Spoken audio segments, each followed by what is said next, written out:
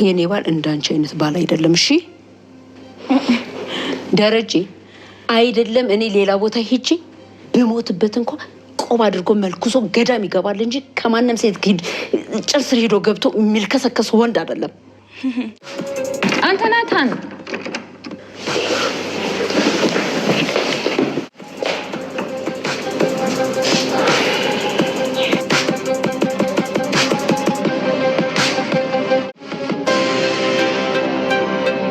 ቶሎ ተመለስ። ይመሳሰላሉ ስላለሽ ነው ወደ አገሯ የምትመለሰው? አንቺ ከዛ ጀርባ ማለት የፈለገችው የገባሽ አልመሰለኝም።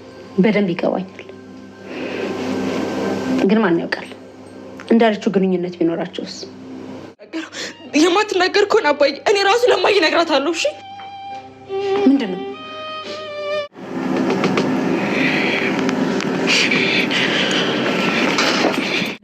ከሳይል እንደውም ትንሿን ውሃዬን ይመስላል።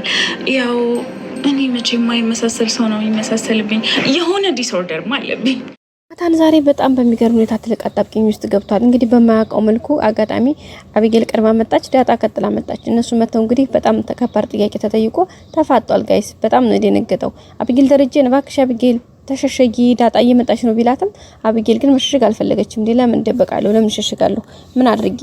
ሲጀመር ምንድነው የምትፈራኝ አንተ? ሲቀጥልስ እኔ ለምን እወጣለሁኝ? ክፈትላት ትግባ። ሲጀመር ምን የዳጣ ቻርጀር እዚህ ጋር ምን ይሰራል? እዚህ ነበር ማለት የዋለችው ወይስ ምን ታስቦ ነው?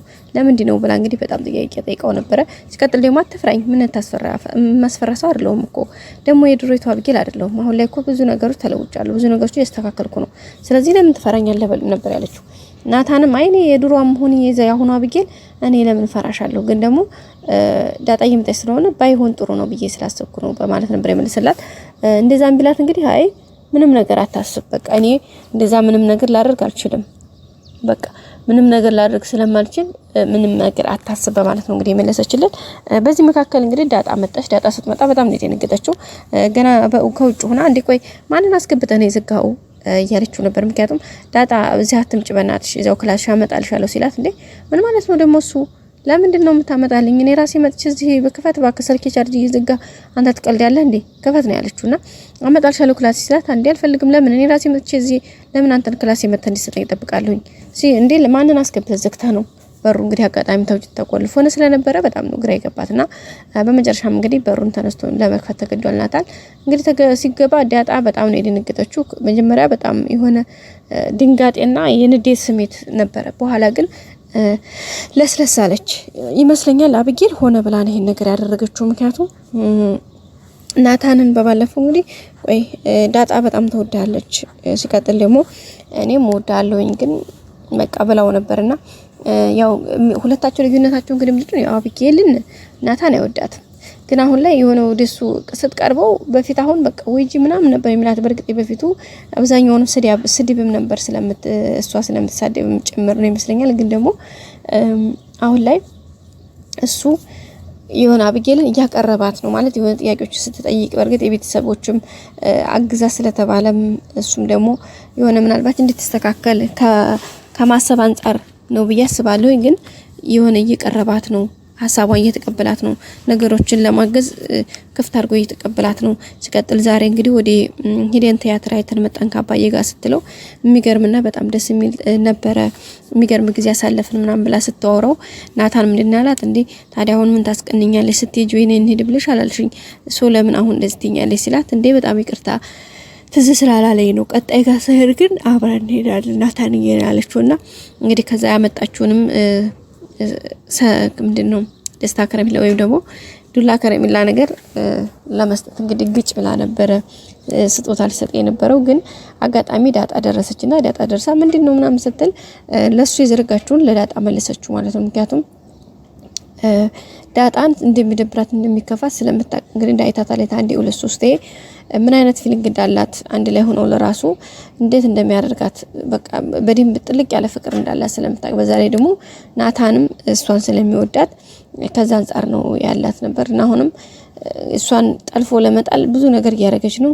አሁን ላይ በነገራችን ላይ እህቷ መሆኗን ማወቋ ጥሩ ነገር ነው ብዬ አስባለሁ። ምክንያቱም አሁን ላይ ጥሩ እያሻሻለች እንግዲህ አክስቷ ወይም ደግሞ መድኃኒት ምንድነው ይሄን ያክል ማናት እሷ ከዚህ ቤት ለምን አትባረርም? ከዚህ ቤት ለምን አትወጣም? እስከ መቼ ነው እንደዚህ እሷን ማንንም ያባብላት?